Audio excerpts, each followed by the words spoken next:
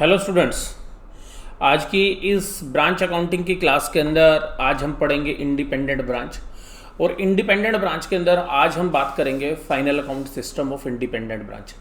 तो final account किस तरीके से इंडिपेंडेंट ब्रांच में बनते हैं, तो यहाँ पर मैं कोई एक अलग से आपके साथ फॉर्मेट जो है शेयर नहीं कर रहा हूँ, क्योंकि ये फॉर्मेट आप लोग पहले से जानते हैं। तो जिस तरीके से आप सिंपल तरीके से ट्रेडिंग प्रॉफिट एंड लॉस बनाते हैं, उसी तरीके से ट्रेडिंग प्रॉफिट एंड लॉस बनेंगे, बट इंडिपेंडेंटली बनेंगे। ब्रांच के लिए अलग बनेंगे और हेड ऑफिस के लिए अलग बनेंगे।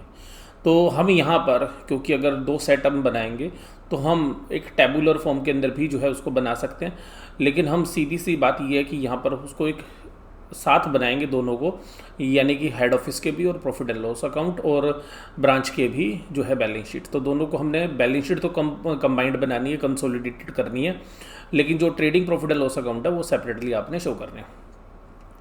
तो देखिएगा यहाँ पर एक ट्रांजैक्शन आएगी, सबसे ज़्यादा इंपॉर्टेंट जो ट्रांजैक्शन है वो जनरली इस तरीके के क्वेश्चंस में एग्जाम में पूछी ही जाएगी। वो एग्जांपल है एबनॉर्मल लॉस या abnormal loss of stock in trade.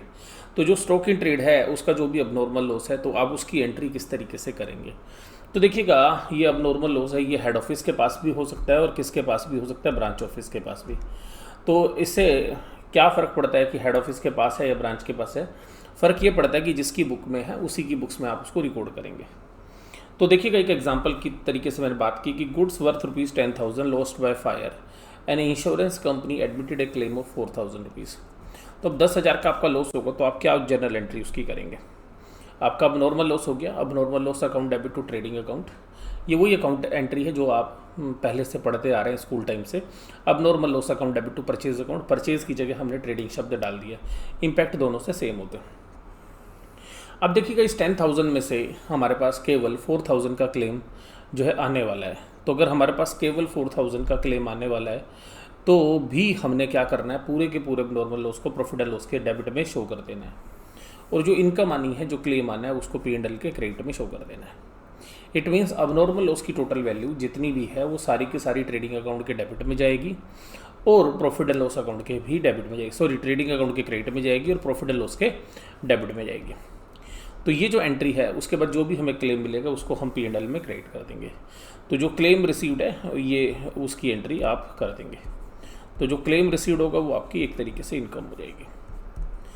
तो जो क्लेम रिसीव हुआ वो इनकम हो गई, जो लॉस थे वो एक बार ट्रेडिंग अकाउंट में से आपने क्रेडिट कर दी, क्योंकि वो गुड सेल तो हुआ ही नहीं। और सीधी सी बात ये है कि उसके सामने हमें 4,000 का क्लेम मिल गया, तो क्लेम हमने क्रेडिट कर दिया और जो भी टोटल लॉस था वो P&L के डेबिट में डाल दिया। अगर ये हेड ऑफिस से रिलेटेड है तो हेड ऑफिस के अकाउंट में चली जाएगी, और अगर ये एंट्री ब्रांच ऑफिस से संबंधित है तो ब्रांच के ऑफिस अकाउंट में चली जाएगी। तो ये डिपेंड करता है कि लॉस किसके पास हो रहा है। तो देखिएगा इस तरीके से आप इसको शो करते हैं। अब नॉर्मल लॉस की वैल्यू 10,000 यहाँ पर क्रेडिट शो करेंगे, फिर P&L में डेबिट शो करेंगे, जो आपको क्लेम मिल रहा है वो आप क्रेडिट डाल देंगे। अब देखिएगा हम यहाँ पर सबसे पहले क्वेश्चन नंबर करेंगे 15, और ये ड्यूल प्राइसिंग पे है। तो सबसे पहले आपने सवाल पढ़ना है अच्छे से। अगर सवाल ढंग से नहीं पढ़ा तो आपको समझ में नहीं आएगा। तो देखिएगा सबसे पहले इम्पोर्टेंट क्वेश्चन है, ध्यान रखिएगा इस बात को। काफ़ी अच्छा सवाल है और इम्पोर्टेंट तो है ही। तो ये जो इम्पोर्टेंट क्वेश्चन है ये मैं आपके साथ जो है डिस्कस कर रहा हूँ। तो देखिएगा ये जो इम्पोर्टेंट क्वेश्चन है, क्वेश्चन नंबर 15, ये हम करेंगे। तो क्वेश्चन नंबर 15 के अंदर सबसे पहले क्या लिखा है, Shri Sundaram commences business on 1 April. तो देखिएगा श्री सुंदरम एक सोल प्रोप्राइटरशिप है, तो यानी कि बैलेंस शीट जो है T फॉर्म में बनेगी। 1 अप्रैल को आपने बिजनेस शुरू किया, यानी कि कोई भी ओपनिंग स्टॉक, ओपनिंग डेटर्स या ऐसी कोई ट्रांजैक्शन आपको नहीं मिलेगी ओपनिंग बेसिस पे, with head office eight Madras, यानी कि आज की डेट में जो चेन्नई है वहाँ पर, और ब्रांच एट ए नागपुर। तो हेड ऑफिस जो है चेन्नई या मद्रास के अंदर है, क्योंकि आपको मद्रास लिखा तो आपने मद्रास वर्ड ही यूज़ करना है। The purchase were made exclusively by the head office where the goods were processed before sale, and there was branch and these were charged thereto at a processed cost plus 10%। और कहता है कि ये जो भी आप चार्ज करेंगे ये क्या होगा, प्रोसेस कोस्ट प्लस 10%, यानी कि जो भी प्रोसेस कोस्ट होगी उस पर 10% आप जोड़ देंगे। यानी कि जितने का भी माल बनेगा उस माल में आप क्या करेंगे, उस माल के अंदर आप 10% जो है जोड़ देंगे। यानी कि अगर 100 रुपये का सामान होगा तो आप 100 रुपये के सामान में 10 रुपये और ऐड करके ब्रांच को 110 रुपये में वो सामान देंगे, यानी कि good send to branch. It means it is a invoice price. कौन सा प्राइस हो गया? Invoice price. यानी कि 100 रुपये की चीज़ में 10% आप जोड़कर ब्रांच को भी सामान 110 रुपये में देंगे। यानी कि जो भी माल आप हेड ऑफिस के माध्यम से सेल करेंगे तो हेड ऑफिस उसके ऊपर 10 रुपये का गेन कमाएगा जो भी उसने ब्रांच ऑफिस को दिया है। तो इसका मतलब है कि 100 रुपये का सामान वो ब्रांच ऑफिस को 110 का देगा, और यहाँ पर ये जो स्प्रेड है ये 10 रुपये का स्प्रेड यानी कि जो है उसको प्रॉफिट बनेगा। अब उसके बाद आगे सवाल क्या कहता है? आगे सवाल कहता है all sales whether by the head office और बाय द ब्रांच, चाहे सेल हेड ऑफिस करे या ब्रांच करे, were at a uniform gross profit of 25% profit on cost. जो भी मार्जिन्स हैं वो 25% प्रॉफिट किस पर होंगे? कॉस्ट पर होंगे। तो यहाँ पर आपको 25% प्रॉफिट किस पर होगा? कॉस्ट के ऊपर होगा। The following is the trial balance of Shri Sundaram as on 1 March 1993। अब देखिएगा यहाँ पर कैपिटल है 62,000। तो ये जो भी सेल है ध्यान रखिएगा, चाहे हेड ऑफिस करे चाहे ब्रांच करे 25% प्रॉफिट पर होगा। तो देखिएगा यहाँ पर कि जो भी 100 रुपये का सामान है वो 125 रुपये में आउटसाइडर को सेल की जाएगी, आउटसाइडर को सेल होगी। इसका मतलब है कि जो ब्रांच ऑफिस को सामान बिक रहा है वो भी 125 में सेल होगा, और हेड ऑफिस का जो 100 रुपये वाला सामान है उस पर भी उसको 25 रुपये बचेंगे। तो यानी कि कहने का मतलब है कि ब्रांच ऑफिस का जो प्रॉफिट होगा वो 110 रुपये के सामान पर 125 रुपये आप सेल करेंगे, ओनली 15 रुपीज़ का प्रॉफिट होगा on sale of 125, on sale of 125, यानी कि 125 रुपये की सेल पर इसको केवल 15 रुपये जो है बचेंगे। तो अब देखिएगा ये जो प्रॉफिट्स हैं ये आपको समझ में आ गई कि किस तरीके के जो है प्रॉफिट्स इनको होने वाले हैं। अब आगे बढ़ते हैं। अब आगे हमें बढ़ना है सवाल के लिए, तो पहले सवाल में देखते हैं कि कैपिटल आपको दी हुई है, ड्राइंग्स आपको दी हुई है, परचेजेस दी हुई हैं, कॉस्ट ऑफ प्रोसेसिंग यानी कि बनाने के खर्चे, मैन्युफैक्चरिंग कॉस्ट, सेल्स और goods send to branch, administrative expenses, selling expenses, debtors, creditors, branch current account यानी कि ब्रांच से जो पैसा लेना है, डेटर है ब्रांच, बैंक, और ये टोटल आ गया। इसी तरीके से आपको ट्रायल बैलेंस किसकी भी मिलेगी? आपको ब्रांच की भी जो है ट्रायल बैलेंस मिलेगी। ब्रांच की ट्रायल बैलेंस में देखिएगा sales 164, goods received from head office 176, administrative expenses, selling expenses, debtors, creditors, head office current account, bank balance, और इस तरीके से ये बैलेंस हो गया। The following further information are also available. Goods sent by the head office to the branch in March 1993 8800 were not received by the branch until 1993। तो देखिएगा GIT हो गया आपका कितने रुपए का? 8,800 रुपये का। तो आपकी एक GIT की एंट्री होगी 8,800 की, तो इतना गैप होगा उसके अंदर। उसके बाद ये रिमिटेंसीज ऑफ 16,840, तो 16,860 की एक एंट्री और हो गई।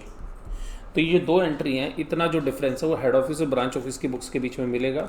ये मैंने आपको पहले ही बताया था 8,800 प्लस 16,860, तो टोटल डिफरेंस है 25,660। तो जो हेड ऑफिस और ब्रांच ऑफिस के बीच का जो डिफरेंस है वो इससे ख़त्म हो जाएगा। देखिएगा अभी हेड ऑफिस का अकाउंट है 52,300 और यहाँ पर ब्रांच का बैलेंस है 77,960। तो आप देखिएगा अगर 77,960 में से अगर आप ये बैलेंस माइनस कर दें जो ब्रांच की बुक्स में दिखाया गया है 52,300, तो ये डिफरेंस है 25,660 है, जो कि हमारे इस डिफरेंस के बराबर आ रहा है। तो इसका मतलब ये दो डिफरेंस के रीजंस थे जिनकी वजह से दोनों के बैलेंस थे। अब देखिएगा stock taking at a branch disclose A shortage. Shortage means the अब नॉर्मल लॉस, लेकिन ये जो शॉर्टेज है ये सेलिंग प्राइस पर है। तो ये किसके ऊपर है? सेलिंग प्राइस पर। अभी सेलिंग प्राइस पर अगर शॉर्टेज है, जबकि ब्रांच अपनी जो भी कॉस्टिंग होती है उसको इनवॉइस प्राइस पर लिखती है, यानी कि 110 पे लिखती है। तो जो भी आपके जो लॉसेज होते हैं वो अपनी कॉस्ट पर लिखे जाते हैं। तो ब्रांच की जो कॉस्ट होती है वो इनवॉइस प्राइस होती है, तो हम इसको इनवॉइस प्राइस पर ट्रांसलेट कर देंगे। Cost of unprocessed goods, cost of unprocessed goods at head office एक तरीके से रॉ मटेरियल हो गया। जो हेड ऑफिस जिस गुड्स को प्रोसेस करता है उसमें से जो अनप्रोसेस्ड गुड्स है वो बचा हुआ है 20,000 का, तो ये एक तरीके से लाइक ए रॉ मटेरियल हो गया। तो यहाँ पर आपको ये बात समझ में आ गई कि सवाल क्या कह रहा है। अब देखिएगा इस सवाल को करते कैसे हैं। देखिएगा इस सवाल को करने से पहले आपको कुछ लॉजिक जो है समझने पड़ेंगे, पहले उनको समझिएगा कि देखिएगा जो हेड ऑफिस को जो प्रॉफिट होता है, पहले हम देखिएगा हेड ऑफिस के ग्रोस प्रॉफिट की बात करेंगे। देखिए हेड ऑफिस ने ये 2,56,000 का जो गुड्स है वो ट्रांसफ़र किया है। अब ये जो 2,56,000 का जो गुड्स ट्रांसफ़र किया, इस पे उसको प्रॉफिट हुआ है कितना, 2,56,000 का कितना परसेंट सर? इसका परसेंट है 25, क्योंकि आउटसाइडर को जो सेल करते हैं तो 25/125। तो ये जीपी कितना आएगा इसका? तो इसका जो जीपी आएगा वो 2,56,000 डिवाइडेड बाय 125 मल्टीप्लाई बाय 25, यानी कि इसका जो जीपी आएगा वो आएगा 51,200, 51,200 ये वाला। और एक इसने आउटसाइडर को सेल की, उस ब्रांच को सेल की हुई है, तो उसके ऊपर इसको 10 रुपये बचते हैं। तो 1,84,800 पे 110 और मल्टीप्लाई कर देंगे 10 से, तो वैल्यू क्या आएगी 1,84,800 डिवाइडेड बाय 110 इंटू 10, तो 16,800। तो आप देखिएगा कि टोटल गेन क्या हो गया, तो 51,200 plus 16,800, the total gain is 68,000। तो जो टोटल गेन आ रहा है वो कितना आ रहा है, 68,000। तो ये इसका जो जीपी है, ये हेड ऑफिस का जीपी, इस तरीके से आप कैलकुलेट कर लेंगे। दूसरा पॉइंट क्या है? दूसरा पॉइंट है कि ब्रांच का प्रॉफिट क्या होगा। तो ब्रांच केवल 1,64,000 की सेल कर रही है और वो माल 125 में बेचती है। जो माल उसको 110 में मिलता है, तो 125 माइनस 110 यानी कि उसको केवल 15 रुपये का प्रॉफिट आता है। तो देखिएगा क्या होगा, 1,64,000 डिवाइडेड बाय 125 इंटू 15, 19,680। तो ये इसका ग्रोस प्रॉफिट भी हमारे पास आ गया। तो हमने ये ग्रोस प्रॉफिट दोनों निकाल लिए। उसके बाद एक और इशू आता है कि जो शॉर्टेज है, ये शॉर्टेज 4,000 की है, ये अबनॉर्मल लॉस है। तो अबनॉर्मल लॉस ब्रांच की कॉस्ट पे निकलेगा, और ब्रांच की कॉस्ट क्या होती है, ब्रांच की कॉस्ट होगी, तो जो शॉर्टेज है वो आपने किस पे निकालनी है, कॉस्ट पे निकालनी है। तो कॉस्ट पे निकलेगी 4,000 डिवाइडेड बाय 125, और ब्रांच की कॉस्ट होती है 110। तो शॉर्टेज एट ब्रांच कॉस्ट है ये, तो शॉर्टेज किसके ऊपर है, ब्रांच की कॉस्ट पे। तो 4,000 डिवाइडेड बाय 125 मल्टीप्लाई बाय 110, तो शॉर्टेज एट ब्रांच कॉस्ट हो गया 3,520। तो मुझे लगता है कि ये तीनों बातें आपको समझ में आ गई। दोनों के हमने जीपी निकाल ली है और शॉर्टेज भी निकाल ली। तो देखिएगा ट्रेडिंग अकाउंट की जो सारी फिगर्स हैं वो हमारे पास आ गई हैं, और अब हमें केवल वैल्यूज़ को फिट करना है और सारी कैलकुलेशन हमारे सामने आ गई है। बस अब हमने इन वैल्यूज़ को फिट करना है, और बाद में एक स्टॉक रिजर्व की कैलकुलेशन हम करेंगे, वो अभी आपने और देखनी है। तो आइएगा सवाल देखते हैं। तो अभी जो क्वेश्चन मैंने आपके साथ डिस्कस किया, मैं वही चीज़ अभी दोबारा से आपको समझा रहा हूँ। तो देखिएगा जो आउटसाइड सेल होगी उसके ऊपर 2,56,000 की सेल है जो हेड ऑफिस ने की है, जो कि 125 रुपये में माल बेचता है और आउटसाइडर से 25 रुपये कमाता है। तो उसको 51,200 का ग्रोस प्रॉफिट होता है आउटसाइड सेल पे। जो उसने गुड्स ब्रांच को भेजा है, तो इंडिपेंडेंट ब्रांच है, उस पर भी वो 10 रुपये कमाता है। 100 रुपये का सामान 110 में बेचता है, 16,800। और ये जो टोटल जीपी है दैट इज़ 68,000। तो ये जो ग्रोस प्रॉफिट उसने कमाया है, ये कितना है ग्रोस प्रॉफिट, ये ग्रोस प्रॉफिट है 68,000। इसी तरीके से ग्रोस प्रॉफिट अगर हम ब्रांच की बात करें तो क्या होगा, तो देखिएगा ब्रांच का ग्रोस प्रॉफिट है 1,64,000 की उसकी सेल है, 125 और उसको 10 रुपये बचते हैं। तो 125 रुपये में जो माल बेचता है वो उसके पास 110 रुपये का आता है, तो उसको जस्ट 15 रुपीज़ बचते हैं, तो 19,680। और शॉर्टेज मैंने अभी आपको बताई थी। तो देखिएगा अब हम सवाल को शुरू कर रहे हैं। तो परचेज़ को परचेज़ की जगह लिख दी, हेड ऑफिस की, ब्रांच की नहीं थी। अब प्रोसेसिंग कॉस्ट हेड ऑफिस में है, ब्रांच में नहीं है, तो यहाँ डाल दीजिए। अब देखिएगा goods send to branch head office की बुक में अलग है, ब्रांच को जो रिसीव हुआ वो अलग है। तो इसके लिए गुड्स सेंड टू ब्रांच है 1,84,800, लेकिन जबकि ब्रांच के लिए है goods received from head office 1,76,000। और जो डिफरेंस है वो देखिएगा बैलेंस शीट में चला गया हमारा, जो बैलेंस शीट के अंदर, तो ये बैलेंस शीट के अंदर आ गया हमारा जो डिफरेंस था GIT आपका 8,800 का, 8,800 का। ये किसके ऊपर है, इनवॉइस प्राइस पे। तो 8800 रुपये का इनवॉइस प्राइस पर जो गुड्स है वो हमने डाल दिया। ये डिफरेंस भी आपका ख़त्म हो गया। अब है ये सेल्स, तो दोनों सेल्स डाल दी। शॉर्टेज देखिएगा, तो शॉर्टेज जो थी वो हमारी 4400 थी और मैंने बताया वो 125 के बराबर है और हमें उसको 110 रुपये पर लेके आना है। तो हमारी शॉर्टेज की वैल्यू आ गई 4400 डिवाइडेड बाय 125 मल्टीप्लाई बाय 110 और ये वैल्यू जो है हमारे को इनवॉइस प्राइस पे लेनी है। सॉरी, शॉर्टेज की वैल्यू क्या थी? शॉर्टेज की वैल्यू थी 4000, मैंने 4400 ले ली, 4000 थी तो 4000, तो 4000 डिवाइडेड बाय 125 इंटू 110 तो 3520। तो ये जो वैल्यू है ये है 3520।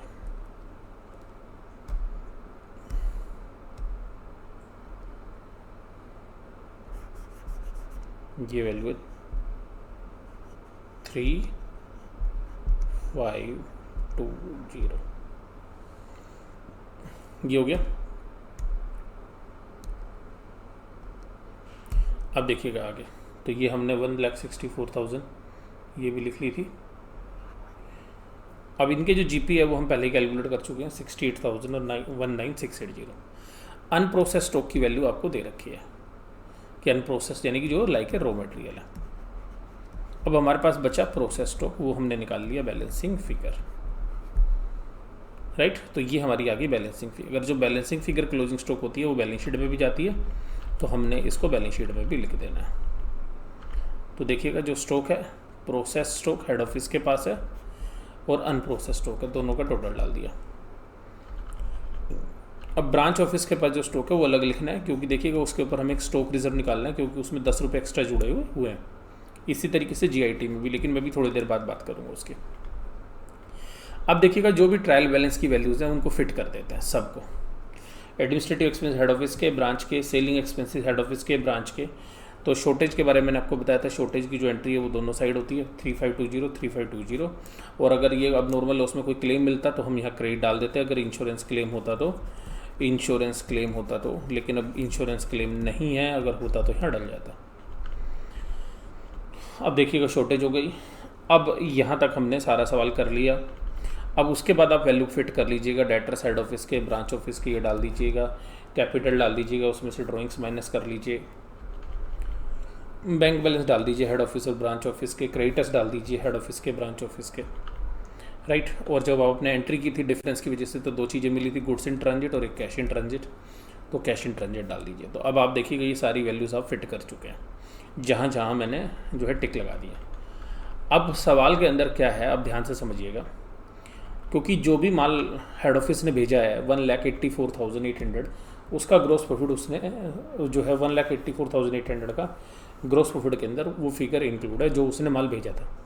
अब इसमें से कुछ ऐसा माल है कि जो तो अभी सेल ही नहीं हो पाया है, तो जो माल सेल नहीं हो पाया है वास्तव में तो वो प्रॉफिट हेड ऑफिस ने अर्न ही नहीं किया है, क्योंकि हेड ऑफिस ने तो कुल जो है 110 रुपये पे सामान को ट्रांसफ़र कर दिया, लेकिन 110 रुपये पे सामान ब्रांच को मिला और ब्रांच ने वो सामान सेल ही नहीं किया। तो 1,76,000 में से 28,160 का माल जो है बिका नहीं है, और इसके अलावा भी जो माल रास्ते में है वो भी सेल नहीं हुआ है।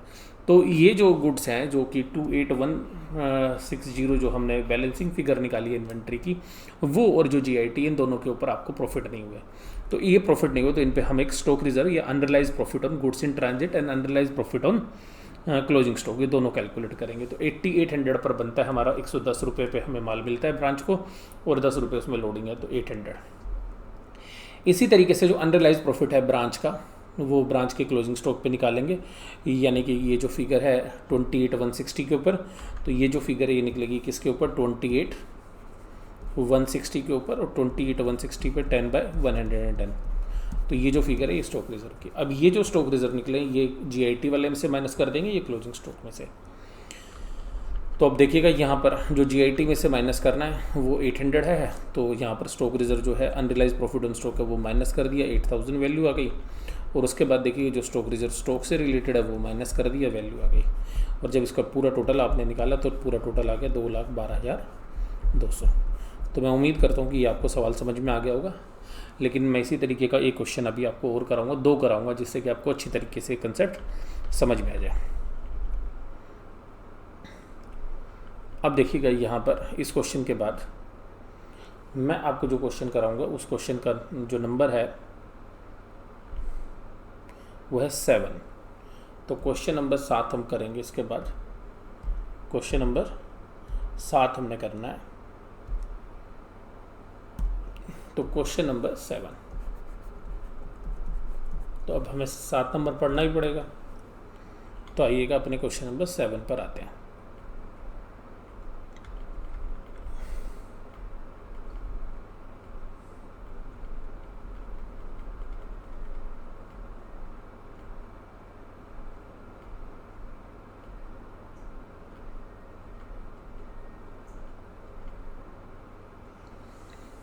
इसको एक बार रीड कर लीजिए आप क्वेश्चन को, फिर मैं आपको रीड कराता हूँ एक बार। आप अपनी बुक से भी कर सकते हैं।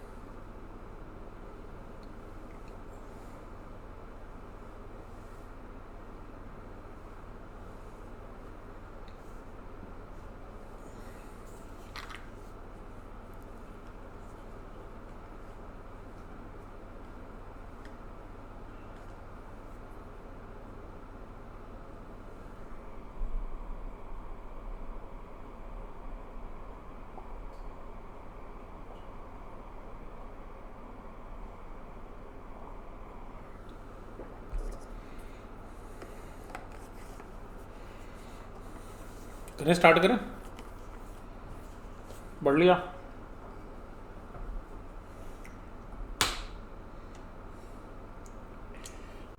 और देखिएगा question number 7, preparation of financial statement. नवंबर 2003 में आया हुआ क्वेश्चन है और काफ़ी इंपॉर्टेंट क्वेश्चन है ये भी। देखिएगा यहाँ पर जो बात कर रहे हैं, Ramu commenced business on 1 January 2004। तो देखिएगा रामू है, फिर इंडिविजुअल है, तो टी फॉर्म में बैलेंस शीट बनेगी। Establishing head office and 1 branch purchase were made exclusively by the head office. तो माल जो है केवल हेड ऑफिस खरीदेगा। Were processed before the sales, तो प्रोसेस भी करेगा वो।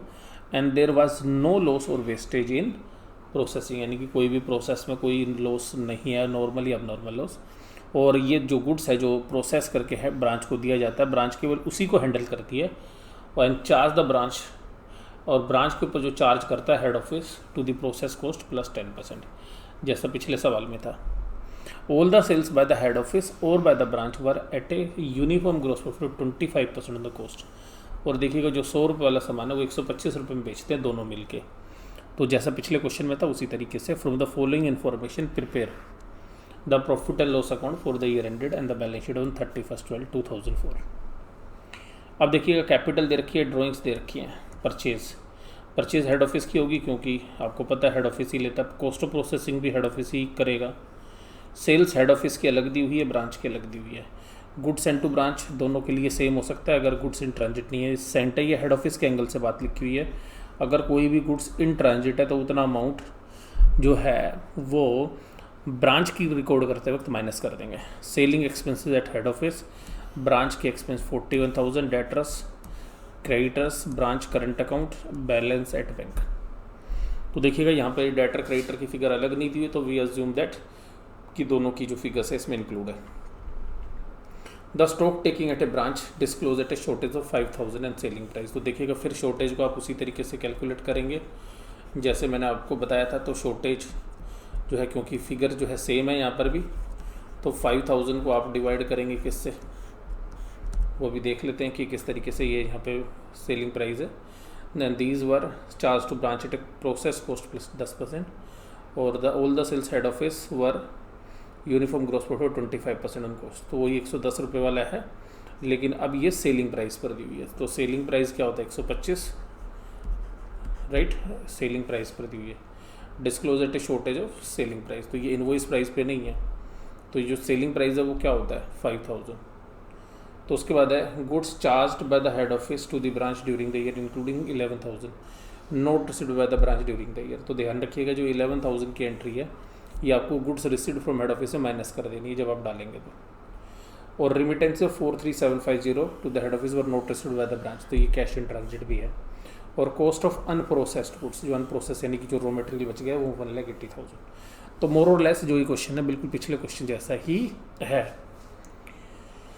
तो आइएगा यहाँ पर सवाल को देखते हैं। तो देखिएगा सबसे पहली बात है कॉस्ट प्राइस कितनी है, 100 रुपये है। तो अगर जो कॉस्ट प्राइस यहाँ पे 100 रुपये है तो इनवॉइस प्राइस क्या होगी 100 प्लस 10% यानी कि 110 रुपये। सेलिंग प्राइस क्या होगी 100 प्लस 25% यानी कि 125 रुपये। नॉर्मल सेलिंग प्राइस 125 रुपये। तो यानी कि 100 रुपये का सामान ब्रांच को दिया जाएगा 110 में और बेचा जाएगा 125 में। तो हेड ऑफिस 25 रुपये कमाता है जब वो आउटसाइडर को सेल करता है, 10 रुपये हेड ऑफिस कमाता है जब वो ब्रांच को देता है। तो क्योंकि ब्रांच को भी जो गुड्स है, और ब्रांच ऑफिस क्या करता है कि 110 रुपये के सामान को 125 रुपये में बेचता है, तो उसको कितने रुपए का प्रॉफिट आता है, उसको प्रॉफिट आता है 15 रुपये का। और जो लॉस है वो उसने किस पे दिखाना है, कॉस्ट पे। तो देखिएगा सबसे पहले शॉर्टेज एट ब्रांच ही देखते हैं। तो जो शॉर्टेज एट ब्रांच है वो 5000 की है, तो उसको डिवाइड किया 125 से इंटू 110, तो क्या आ गया 4400। अब देखिएगा यहाँ पर हम ग्रॉस प्रॉफिट निकाल लेते हैं आपके लिए।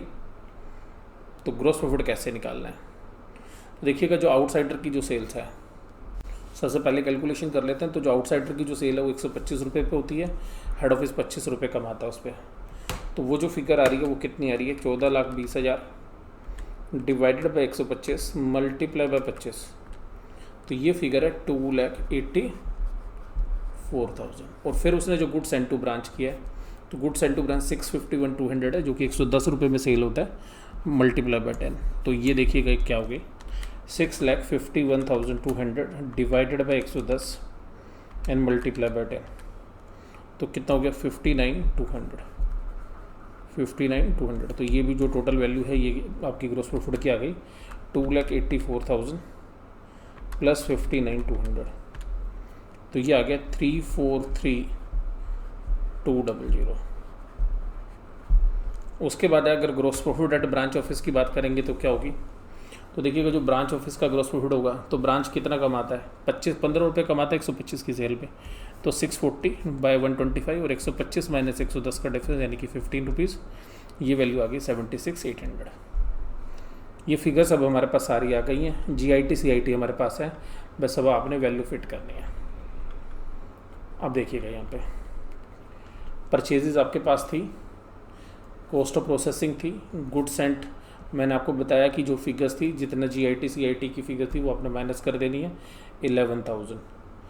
Goods charge to the branch not receive, तो 11,000 की जो फिगर है वो माइनस हो जाएगी। तो 6,51,200 में से जो फिगर आएगी ये 6,51,200, इसमें से जो रिसीव आएगा उसमें 11,200 माइनस कर देंगे, सॉरी 11,000 माइनस कर देंगे, 6,40,200 आ जाएगी। सेल्स आ गई, गुड्स एंड टू ब्रांच आ गई। अब बात आती है शॉर्टेज, तो शॉर्टेज हमने वर्कआउट कर ली थी 4,400, GP हमने निकाल लिया था।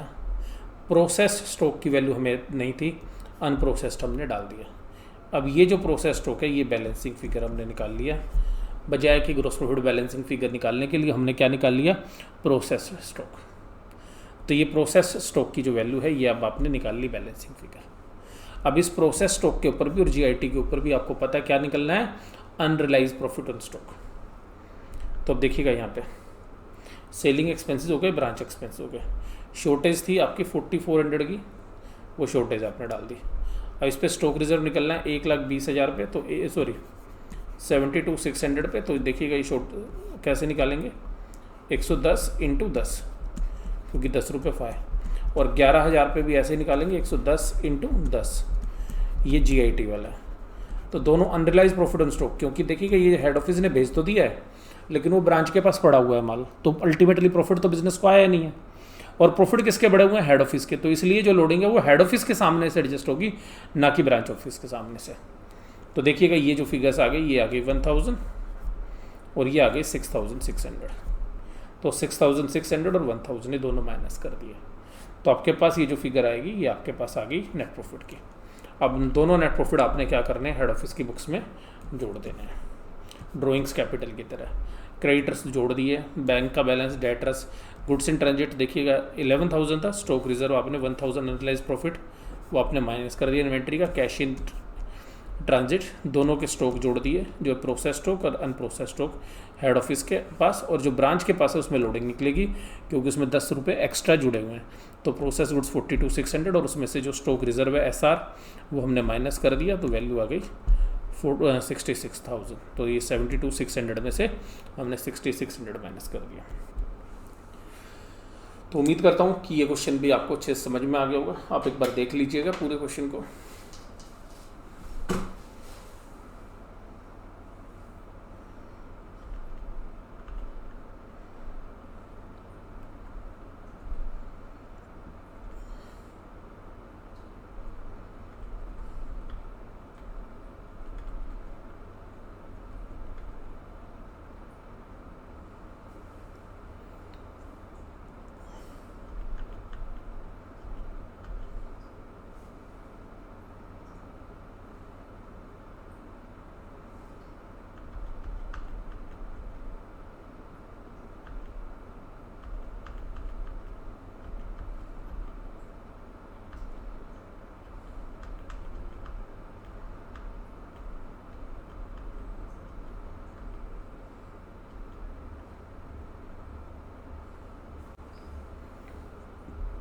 अब देखिएगा हम बढ़ेंगे क्वेश्चन नंबर 8 की तरफ, और ये इस सीरीज़ का यानी कि जो तो हम सवाल कर रहे हैं इसका सबसे इम्पोर्टेंट क्वेश्चन है ये। तो ध्यान से समझिएगा इस सवाल को, क्योंकि अगर आपने ये कर लिया तो जो पिछले 2 क्वेश्चन हैं वो आपको ईजीली आपको समझ में आ जाएंगे। तो ये क्वेश्चन जो है वास्तव में थोड़ा सा डिफ़िकल्ट भी है बाकी क्वेश्चंस के मुकाबले में, तो आपको ढंग से देखना है। तो आप अपनी बुक से इसको रीड भी कर लीजिएगा। पहले ऊपर की लाइन पढ़ लीजिएगा जो यहाँ पे लिखी हुई है।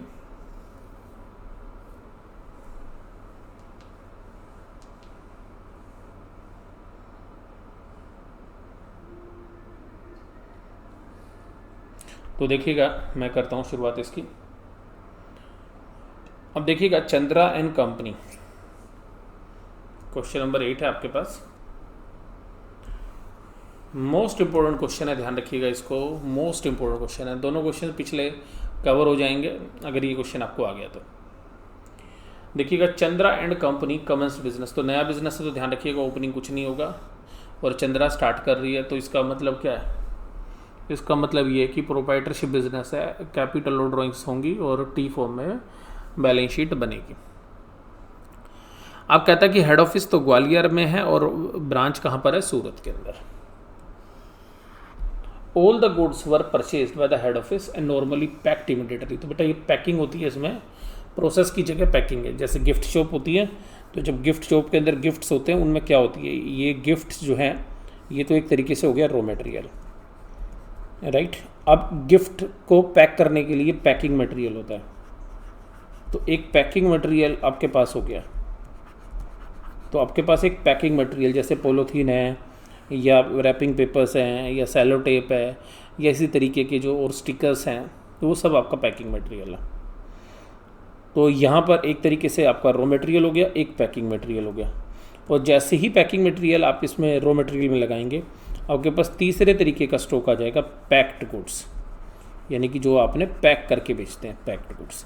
गिफ्ट शॉप देख लीजिएगा, तो गिफ्ट शॉप में ऐसे गिफ्ट होते हैं जो रो रखे होते हैं, दूसरा उनके पास पैकिंग मटेरियल होता है और तीसरा पैक करके कुछ गिफ्ट रखे हुए होते हैं। तो 3 तरीके के गुड्स हो गए उनके पास। But on 31/12/2003 goods costing 5,000 were remains unpacked and only packed goods were sent to the branch which was charged at a selling price less than 10%। Selling price से 10% कम चार्ज करते हैं जो नॉर्मल सेलिंग प्राइस है। Following information is furnished to you on 31/12/2003 from the head office in the branch office books. तो अब देखिएगा यहाँ पर क्या चीज़ है। यहाँ पर सबसे अच्छी चीज़ क्या है कि हेड ऑफिस जो भी सामान बेचता है, मान लीजिएगा 100 रुपये में वो सामान बेचता है, तो ब्रांच ऑफिस को वो जो सामान है वो 10% सस्ता देता है, यानी कि 100 में से 10 यानी कि 90 रुपये में, राइट। और अब खुल कितना प्रॉफिट कमाता है वो तो भी हम बाद में देखेंगे, सवाल में कहीं और लिखा होगा। दूसरी बात ये कि जो ये सामान है 5,000 का बचा हुआ है, ये वाला स्टॉक बचा हुआ है, यानी कि जो पैक करने से रह गया है।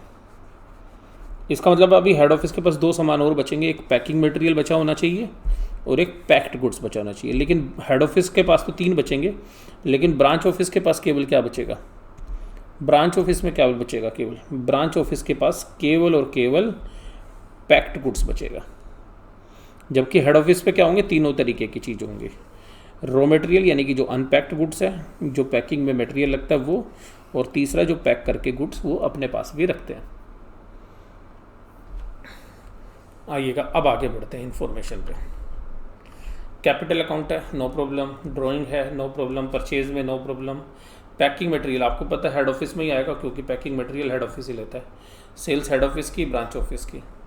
डिस्पैच ऑफ गुड्स यानी कि गुड्स सेंड टू ब्रांच है, ध्यान रखिएगा हेड ऑफिस के एंगल से लिखा है, और अगर कोई भी गुड्स इन ट्रांजिट की फिगर है तो उतना ही कम हो जाएगा, लेकिन इसमें दिक्कत नहीं है क्योंकि goods received from head office भी लिखा हुआ है। तो इनका जो डिफरेंस है वो गुड्स इन ट्रांजिट है, दैट इज़ 5400। सेलिंग एक्सपेंसेस दोनों के दिए हुए हैं। Clerk and salaries and wages लिखी हुई है। डेटर्स के जो है सन्ड्री डेटर्स, सन्ड्री क्रेडिटर्स दोनों के इंडिविजुअली हैं। करंट अकाउंट के बैलेंस से दोनों में 7000 का फ़र्क है। तो इसका मतलब अगर हमारे पास GIT तो हमें पता ही चल गया कितना है, 5400। तो अब करीब में फिगर में जो फ़र्क है वो 7000 का है, तो इसका मतलब 1600 रुपये का कोई और फिगर है। जनरली वो कैश इन ट्रांजिट होगा, तो वो आपको पता होना चाहिए कि जो डिफरेंस होते हैं वो GIT और CIT की वजह से या किसी डिस्प्यूट की वजह से होते हैं, जो मैंने आपको शुरू की क्लासेस में बताया हुआ है। आप देखिएगा तो यहाँ पर अब सवाल को पूरा पढ़ते हैं तो आपको बात समझ में आएगी। आप देखिएगा, ₹2000 worth of stock at selling price was damaged at the branch. 2000 रुपये का जो स्टॉक है at selling price was damage at the branch, जो कि डैमेज हो गया ब्रांच में। For valuing these there was an reduction by 1090 below the invoice price, और आपको 1090 रुपये का इनवॉइस प्राइस से नीचे कीमत करनी पड़ेगी। तो देखिएगा, सबसे पहले तो हमें ये देखना पड़ेगा कि जो सेलिंग प्राइस है इसका इनवॉइस प्राइस कितना है, और उस इनवॉइस प्राइस में से भी 1090 रुपये आपने कीमत कम कर दी। ये देखिएगा पूरा नहीं ख़राब हुआ, डैमेज हो गया, यानी कि टूट फूट हो गई है सामान के अंदर, और वो सामान अब कितने का बचा है वो हमें निकालना है, क्योंकि सामान कह रहा है 2000 का था, लेकिन 2000 तो सेलिंग प्राइस है, और ब्रांच किस पे रिकॉर्ड करती है अपने स्टॉक को? इनवॉइस प्राइस पे। तो अल्टीमेटली हमें इसका इनवॉइस प्राइस निकालना पड़ेगा, और जो लॉस है वो 1090 का है। तो जो इनवॉइस प्राइस निकालने के बाद जो आप लॉस निकाल देंगे इसका, यानी कि जो आपने राइट ऑफ किया है, तो वो जो बाकी वैल्यू बचेगी वो डैमेज गुड्स बचेगा एट कॉस्ट। और ध्यान रखिएगा, जो damage goods at a cost बचता है उस पर कोई भी लोडिंग नहीं निकलेगी, क्योंकि वो इनवॉइस प्राइस से नीचे चला गया है। तो पॉइंट दोबारा से देख लीजिएगा, ये 2000 रुपये का गुड्स डैमेज गुड्स है, जिसकी हम ओरिजिनल कॉस्ट निकालेंगे पहले इन दी बुक्स ऑफ ब्रांच। तो बुक्स के ऑफ ब्रांच के लिए ओरिजिनल कॉस्ट होती है इनवॉइस प्राइस। तो हम इसमें सबसे पहले डिटरमाइन करेंगे कि इसका इनवॉइस प्राइस क्या है। तो अब इनवॉइस प्राइस से 1090 नीचे कर दिया, तो 1090 का जो है अब नॉर्मल लॉस है। उसके बाद it was decided that the head office and the branch would share equally the cost occasioned by this and also the deficit in stock ascertained on the actual stock taking at the branch of goods at a selling price of 500। उसके बाद देखिएगा, you are further informed that the sales by the head office were at a uniform gross profit after charging packing material of 20% of fixed selling price। इसका मतलब है कि जो भी sales होती है वो ग्रॉस प्रॉफिट होता है 20% on the fixed selling price, यानी कि जो 100 रुपये का सामान अगर आप बेचते हैं हेड ऑफिस या ब्रांच ऑफिस, तो उस पर 20 रुपये की कमाई होती है सेलिंग प्राइस पे। अगर सेलिंग प्राइस 100 रुपये होता है तो सेलिंग प्राइस 100 रुपये, 20 रुपये का प्रॉफिट कमाते हैं, तो आपकी जो कॉस्ट आती है वो कितनी आती है? 80 रुपये। और यही चीज़ मैंने आपको बताई पीछे अभी थोड़ी देर पहले, देखिएगा तो इनवॉइस प्राइस 90 रुपये। तो आपको रिलेशनशिप पता होनी चाहिए कि कॉस्ट 100 रुपये है, इनवॉइस प्राइस 90 रुपये है, और सेलिंग प्राइस 100 रुपये। यानी कि हेड ऑफिस 80 रुपये के माल पे 100 रुपये 20 रुपये कमाता है, और ब्रांच को भेज के भी 10 रुपये कमाता है, और ब्रांच बेचारी 90 रुपये के सामान को 100 रुपये में बेचती है। तो रिलेशनशिप सबसे पहले बनानी, अगर आपने ये नहीं बनाई तो सारा जो भी मामला है वो गड़बड़ हो जाता है, राइट। तो आपको ये बात समझ में आनी चाहिए।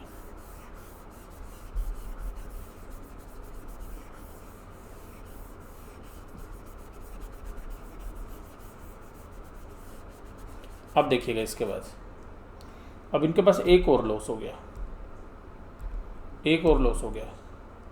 लॉस कौन सा हो गया? It was decided that the head office and the branch would share equally the cost occasioned by this and the deficit of stock asset in an actual stock taking at the branch of goods at a selling price of 500। अब 500 रुपये selling price है, इस पे loss हुआ तो इसका भी हमें निकालना पड़ेगा इनवॉइस प्राइस। तो 100 से डिवाइड कर दो, मल्टीप्लाई बाय 100, यानी कि 450। तो 450 का गुड्स भी डिस्ट्रॉय हो गया और 1090 रुपये आपने इनवॉइस प्राइस से कम कर दिए। तो इसका मतलब आपका जो अब लॉस है वो 1540 रुपये का है, राइट। तो कितने का लॉस है? 1540 का।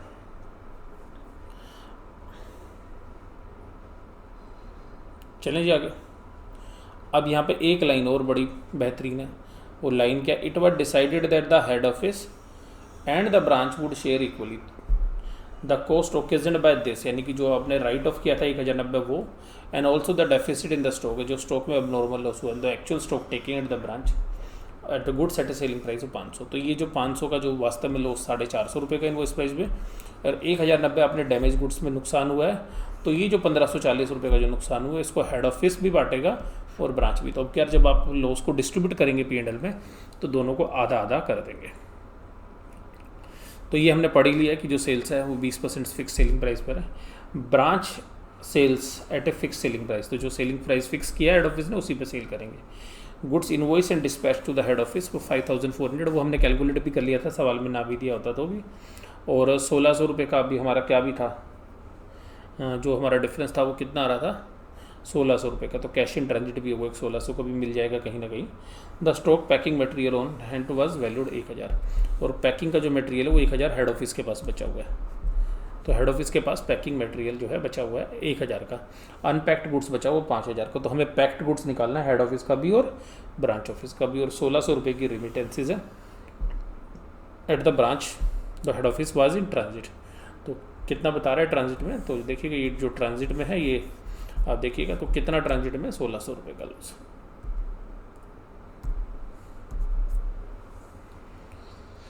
तो ये तो क्वेश्चन हमने पढ़ लिया। अब इस क्वेश्चन में 2-4 चीज़ें बड़ी इंपॉर्टेंट है, जिसमें से एक तो सबसे इंपॉर्टेंट है लॉस। बाकी ग्रोस प्रॉफिट तो जैसे आप पिछले क्वेश्चन में निकाल रहे थे उसी तरीके से आप यहाँ भी निकाल लेंगे।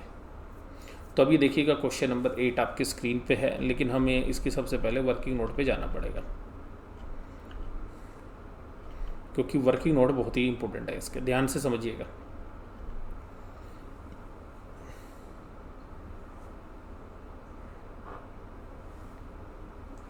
तो देखिएगा सेलिंग प्राइस मैंने आपके साथ बात की थी 100 रुपये होगा, इनवॉइस प्राइस 90 रुपये होगा और कॉस्ट 80 रुपये होगी। यानी कि हेड ऑफिस 80 रुपये के सामान को 100 रुपये में बेचता है और 20 रुपये का प्रॉफिट कमाता है जब वो आउटसाइडर को सेल करता है, राइट। और जब वो ब्रांच को सेल करता है तो 80 रुपये का सामान 90 रुपये में बेचता है और 10 रुपये का प्रॉफिट आता है। और ब्रांच के पास क्या है? ब्रांच ऑफिस बेचारा 90 रुपये का सामान लेता है और 100 रुपये में बेचता है और उसको 10 रुपये बचते हैं। यानी कि जो इनवॉइस प्राइस है वो कितने रुपये के बराबर है? 90 रुपये के बराबर है।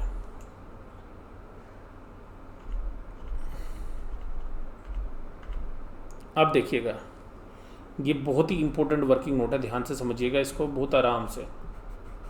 देखिएगा जो डैमेज गुड्स है उसका सबसे पहले इनवॉइस प्राइस निकालो, क्योंकि जो भी लॉस होता है हम इनवॉइस प्राइस पर कैलकुलेट करते हैं।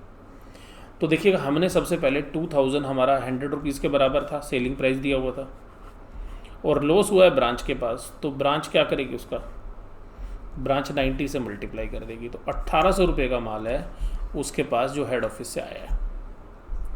अब उसने 1090 रुपये उसमें से कम कर दिए, तो ये 1090 रुपये अब नॉर्मल लॉस है, ध्यान रखिएगा। और 710 रुपये का स्टॉक बच गया, क्लोजिंग स्टॉक। ये जो स्टॉक बचा है ये डैमेज स्टॉक है और कॉस्ट से नीचे आ चुका है, तो ध्यान रखिएगा इस पर स्टॉक रिजर्व नहीं निकलेगा, ये डैमेज स्टॉक है।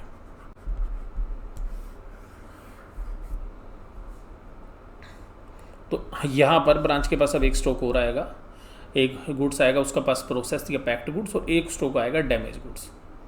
और देखिए उसकी जो शॉर्टेज हुई है वो 500 रुपये की सेलिंग प्राइस पे था, 100 रुपये से डिवाइड किया, 90 रुपये इनवॉइस प्राइस है 450।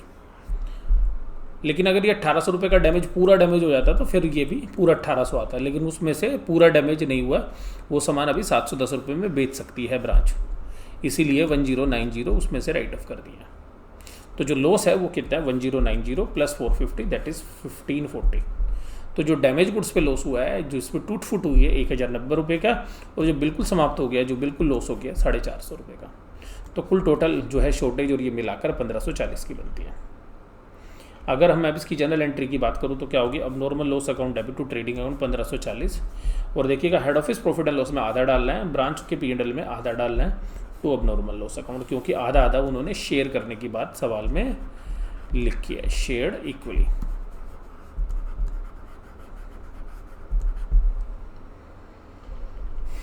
उसके बाद देखिएगा GP of head office, GP of head office, तो हेड ऑफिस की जो सेल है वो 320 है, 20/100 64,000।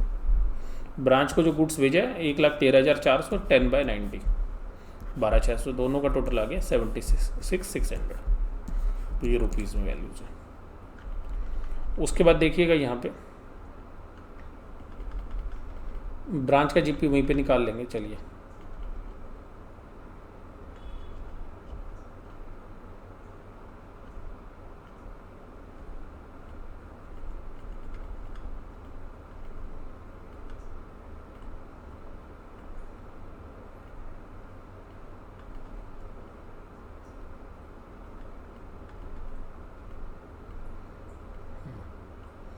तो आइएगा सवाल शुरू करें। अब देखिएगा परचेज है हेड ऑफिस की बुक्स में, पैकिंग मटेरियल हेड ऑफिस की बुक में, गुड्स रिसीव है कम है, भेजा ज़्यादा है, दोनों की सेल आ गई। अब नॉर्मल लॉस है जो डैमेज की वजह से हुए, जो शॉर्टेज की वजह से हुए। उसके बाद देखिएगा यहाँ पे ये जीपी आ गया, निकाल लिया था। ये जीपी देखिएगा 1 लाख कितने के बराबर है, सेलिंग प्राइस 100 रुपये, लेकिन इसको माल मिलता है 90 रुपये का, तो 10 रुपये बचते हैं, 10,000 रुपये।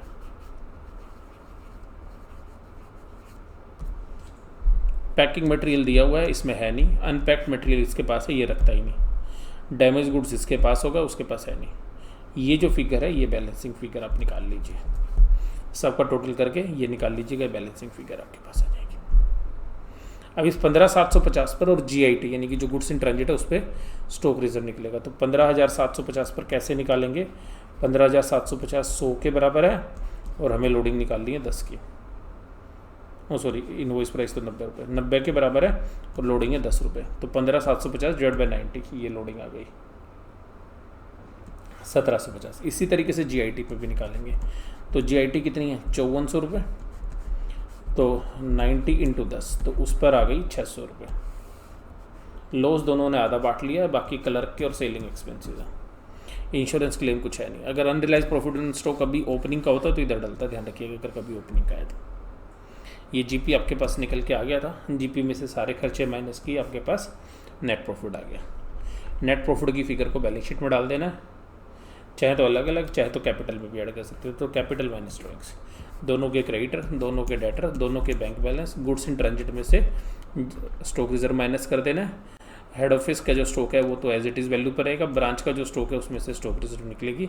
कैश इन ट्रांजिट की फिगर 1600 रुपये, तो यहाँ पे ये पूरा आप जो है टैली कर लेंगे, तो ये आपकी टैली कर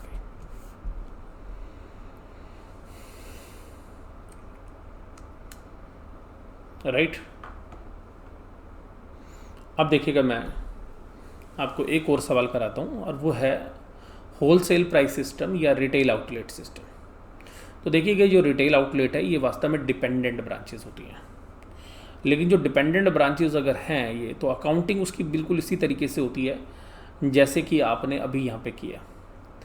लेकिन यहाँ पर ध्यान रखिएगा कि हेड ऑफिस के अंदर एक सेलिंग प्राइस का एक कॉम्पोनेंट थोड़ा सा डिफरेंटली प्ले करता है। डिफरेंटली प्ले का मतलब क्या करते हैं कि हेड ऑफिस केवल होलसेल में माल बेचता है, यानी कि वो आउटसाइडर से भी इनवॉइस प्राइस कमाता है, आउटसाइडर से भी इनवॉइस प्राइस कमाता है, और अपनी ब्रांच को भी इंडिपेंडेंट आउटसाइडर की तरह ही इनवॉइस प्राइस पर माल देता है। तो जैसे अभी देखिएगा जो ड्यूल प्राइसिंग सिस्टम था उसमें क्या था कि हेड ऑफिस प्रॉफिट कैसे कमा रहा था, खुद एज ए रिटेलर भी काम कर रहा था, और क्या भी काम कर रहा था, ब्रांच को इनवॉइस प्राइस पर सामान दे रहा था। तो अब ध्यान रखिएगा होलसेल प्राइस सिस्टम में अकाउंटिंग बस यही फ़र्क है कि जो इनवॉइस प्राइस ब्रांच के लिए है वही सेम प्राइस जो है आउटसाइडर के लिए भी है। तो यहाँ पर जब आप सवाल को देखेंगे तो आपको मैं 2 क्वेश्चंस कराऊंगा इस कंसेप्ट के, तो उससे आपको पूरी जो कंसेप्ट है आपको समझ में आ जाएगा। तो देखिएगा यहाँ पर एक क्वेश्चन जो हम अभी नीचे देखेंगे, तो ये क्वेश्चन रिटेल आउटलेट ब्रांच वाला है जो होलसेल प्राइस सिस्टम पर ही बेस्ड है। तो क्वेश्चन नंबर 12 है, और यहाँ पर इस क्वेश्चन नंबर 12 के साथ साथ अगर हम बात करें तो एक क्वेश्चन और बनता है हमारा क्वेश्चन नंबर 29। तो पहले मैं क्वेश्चन नंबर 29 को कराऊंगा, फिर क्वेश्चन नंबर 12 को कराऊंगा, जिससे आपको थोड़ा और अच्छे से समझ में आ जाए बात। तो क्वेश्चन नंबर 29 की तरफ बढ़ते हैं।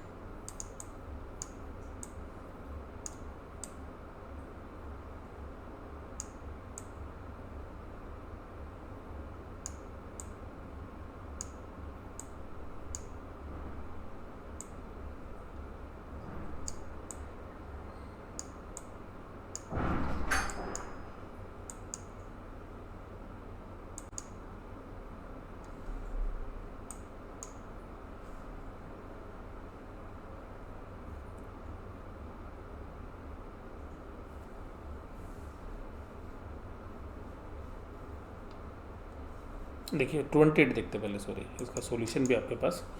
तो क्वेश्चन नंबर 28 देखिए, अब ढंग से देखना है आपने सवाल, एक बार रीड कर लीजिए आप।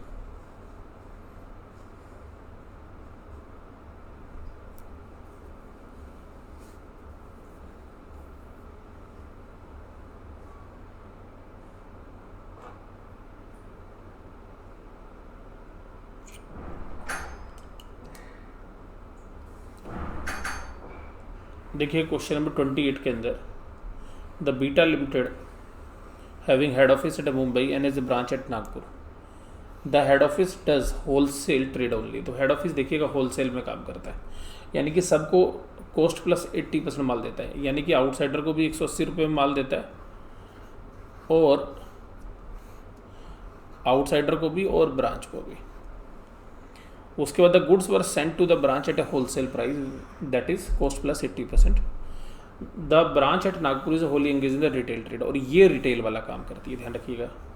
Goods are sold at a cost of head office plus 100%, यानी कि ये सामान 200 में बेचती है, जो सामान उसको 180 में मिलता है उसको 200 में सेल करती है। और देखिएगा हेड ऑफिस ब्रांच को भी 180 में सामान देता है, आउटसाइडर को भी 180 में देता है। तो ध्यान रखिएगा यहाँ पर हेड ऑफिस का प्रॉफिट जो है 80 रुपये है दोनों ट्रांजेक्शन के ऊपर, जो आउटसाइडर वाली ट्रांजेक्शन है उस पर भी और जो ब्रांच के साथ है उस पर भी। और ब्रांच जो है वो रिटेल का काम करती है और उस पर वो 20 रुपये कमाती है। देखिएगा ये कुछ एग्जांपल है बाटा का। तो देखिएगा बाटा की अपनी ब्रांचेज हैं, उनके ऊपर जो है वो इंडिपेंडेंटली अपना होलसेल प्राइस देती है, और बाटा जो है बाकी जो दूसरे शोरूम्स हैं जो बाटा के एक्सक्लूसिव शोरूम्स नहीं है या बाटा की ब्रांचेज नहीं है, वो भी लोग जो है उनसे सामान लेके जाते हैं, तो वो उनको वही प्राइस चार्ज करते हैं जो अपनी ब्रांचेस को करते हैं। और फिर ब्रांच जो अपने ऑपरेशनल जो रिस्पॉन्सिबिलिटी सेंटर की तरह काम करती है और अपने खर्चे जो है मैनेज करती है, अपनी ब्रांच के खर्चे निकालती है, जिससे कि इंडिपेंडेंटली ब्रांच की जो एफिशिएंसी है वो आपको पता लग सके। अब देखिएगा यहाँ पर, तो ये हेड ऑफिस की इन्फॉर्मेशन है और ये ब्रांच की है। तो ब्रांच के पास तो स्टॉक नहीं है, हेड ऑफिस के पास स्टॉक है। परचेज भी हेड ऑफिस के पास है। Goods send to branch, goods send to branch, cost to head office, ये हेड ऑफिस की कॉस्ट है प्लस 80%, और प्लस कितना है 80%। सेल्स है, यहाँ पर ऑफिस के एक्सपेंसेस हैं, सैलरी एक्सपेंसेस हैं, सैलरी है।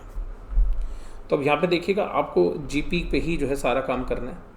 तो सबसे पहले देखिएगा ओपनिंग स्टॉक आपके पास आ गया, परचेज आपको दे दी, goods received from head office है, गुड्स सेंड टू ब्रांच है, और दोनों की सेल है। अब देखिएगा हेड ऑफिस का जो प्रॉफिट है वो यहाँ पे होगा। तो हेड ऑफिस को जो ग्रॉस प्रॉफिट है वो कैसे निकालोगे आप, वो समझना है। तो हेड ऑफिस दोनों के ऊपर सेम रेट पे प्रॉफिट लेता है। तो अब आप ऐसा करेंगे 27,81,000 प्लस 9,54,000 दोनों को जोड़ दो, और दोनों को जोड़ के जो वैल्यू आती है 27,81,000 प्लस 9,54,000, जो वैल्यू 37,35,000, उस पे उसका प्रॉफिट है 80/180, क्योंकि वो अपनी ब्रांच से भी सेम कमा रहा है। तो डिवाइड बाय 180 × 80, तो उसका जो जीपी आता है वो 16,60,000। तो आप इसके ऊपर ये कैलकुलेट करेंगे तो 16,60,000 आ गया। अब ब्रांच को बचते हैं केवल बेचारी को 20 रुपये, तो ये कैसे निकालेगा? 9,50,000, 20 रुपये का प्रॉफिट है 200 रुपये के माल पे, यानी कि केवल 10% प्रॉफिट है, 95,000। ये भी कैलकुलेट हो गया। और जब आप ये पूरी फिगर डालेंगे तो जो क्लोजिंग स्टॉक है वो बैलेंसिंग फिगर निकल आएगा, और ये है 7,99,000। अब देखिएगा यहाँ पे ये निकल गया ग्रॉस प्रॉफिट, दोनों के खर्चे थे ऑफिस के, सेलिंग, स्टाफ सैलरी। अब निकालना है स्टॉक रिजर्व, तो स्टॉक रिजर्व निकलेगा किस पे? 99,000 के स्टॉक पर। तो 99,000 का स्टॉक जो है ब्रांच के पास है, उसका इनवॉइस प्राइस है 180 रुपये, और उस पर 80 रुपये जो है हेड ऑफिस कमाता है, जो कि अभी तक ब्रांच ने माल नहीं बेचा है, तो वो उनके बिजनेस में प्रॉफिट नहीं आया है, तो उसको बोलते हैं अनरियलाइज्ड प्रॉफिट ऑन स्टॉक। तो 99,000 को आप डिवाइड करेंगे किससे? 180 से, मल्टीप्लाई कर देंगे 80 से, वैल्यू आ गई 44,000। तो स्टॉक रिजर्व हेड ऑफिस की बुक्स के सामने एडजस्ट करना है, ब्रांच स्टॉक रिजर्व 44। अगर ओपनिंग और स्टॉक रिजर्व होता तो यहाँ आ जाता, ध्यान रखिएगा, यानी कि क्रेडिट में आ जाता अगर ओपनिंग स्टॉक रिजर्व होता तो, क्योंकि अभी तक जितने क्वेश्चन किए उसमें कोई ओपनिंग था नहीं। अभी जो मैं सवाल करूँगा उसमें ओपनिंग क्लोजिंग दोनों आएंगे, और ये आपका निकल के आ गया नेट प्रॉफिट। ठीक है जी। और इस तरीके का जो क्वेश्चन था वो अभी 2 साल पहले आपके एग्जाम में आया था, और 8 मार्क्स में ये क्वेश्चन आया था ऐसा ही। तो आपको पीएम के अंदर भी वो सवाल मिल जाएगा, तो 2 साल पहले ये सवाल आया है।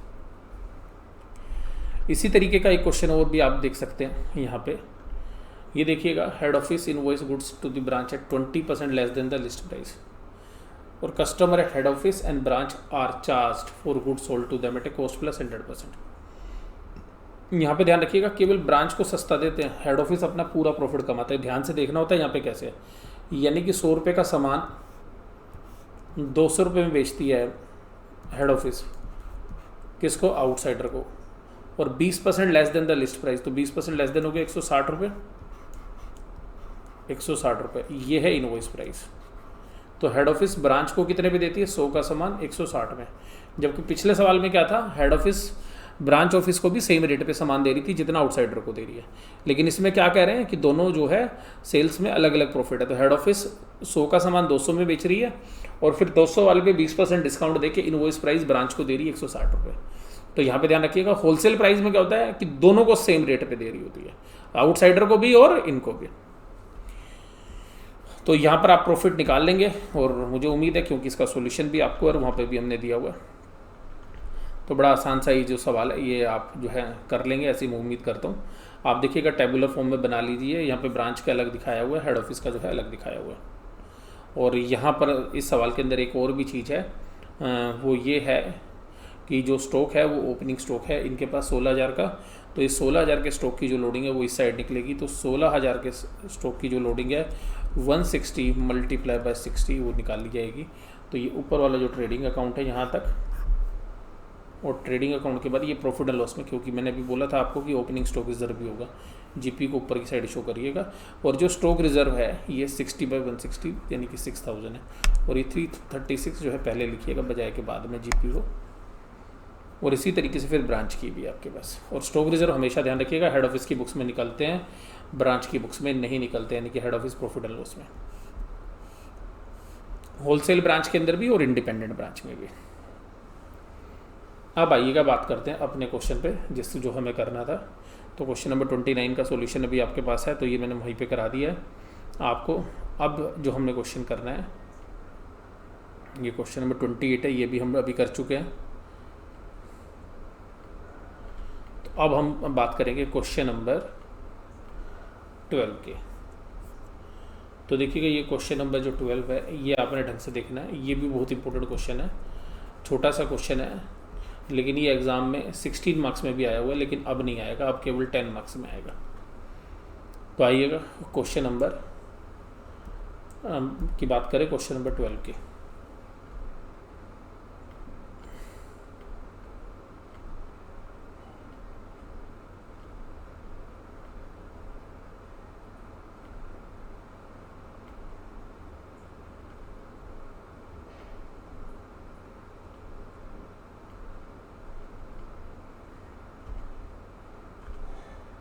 ये देखिएगा क्वेश्चन नंबर 12।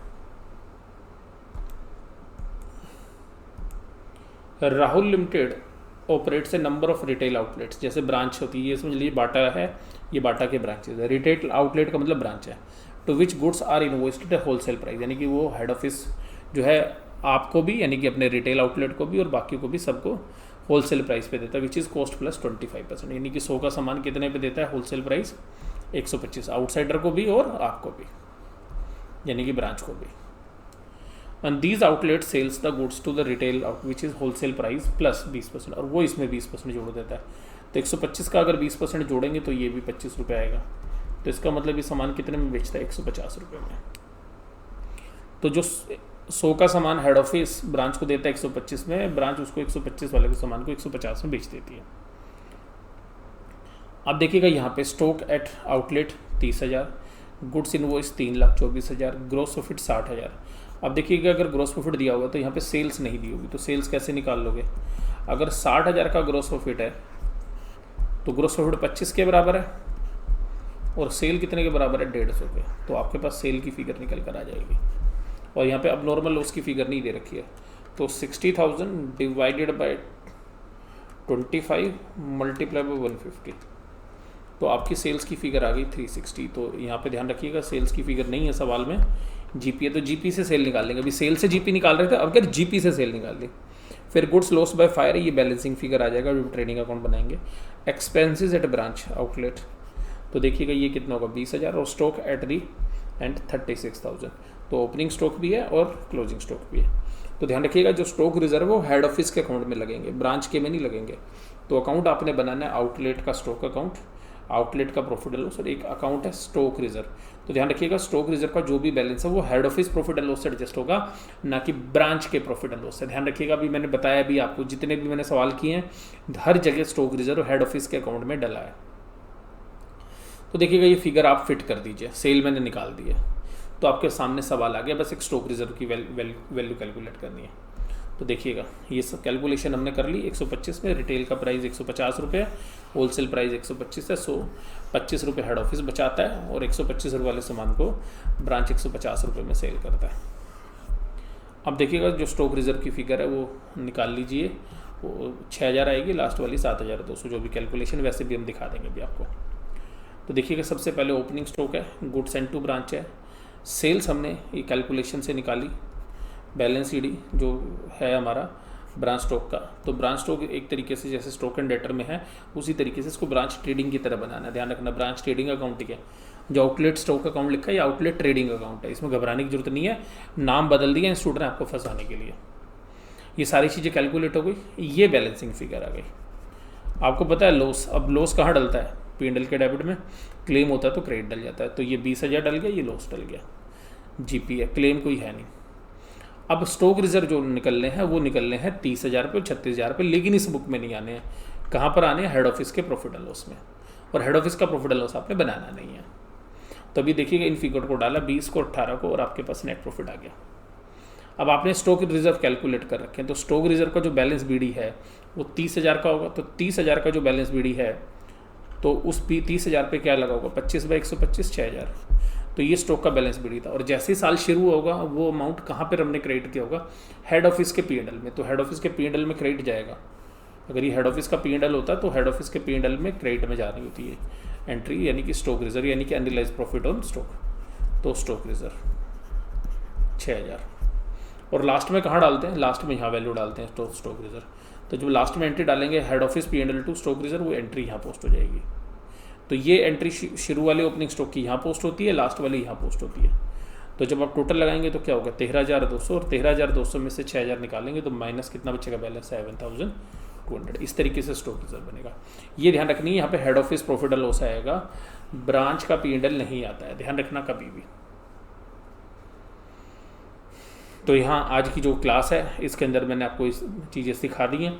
28 नंबर क्वेश्चन भी हमने कर लिया है, अभी जो पीछे 29 भी हम कर चुके हैं।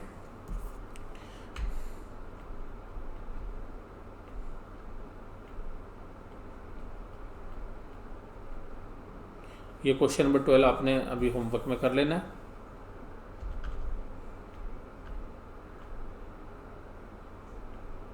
ये भी हम कर चुके हैं वैसे तो। इस तरीके से 90 नंबर क्वेश्चन कर लीजिएगा ट्रेडिंग अकाउंट का।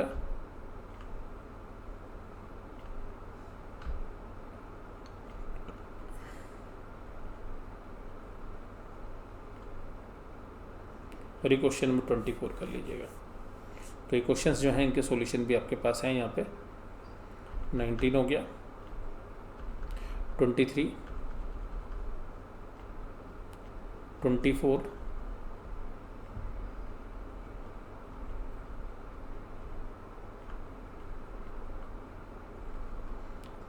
ठीक है। तो ये आप कंप्लीट कर लीजिएगा। तो ब्रांच मेरी तरफ से कंप्लीट हो गई है।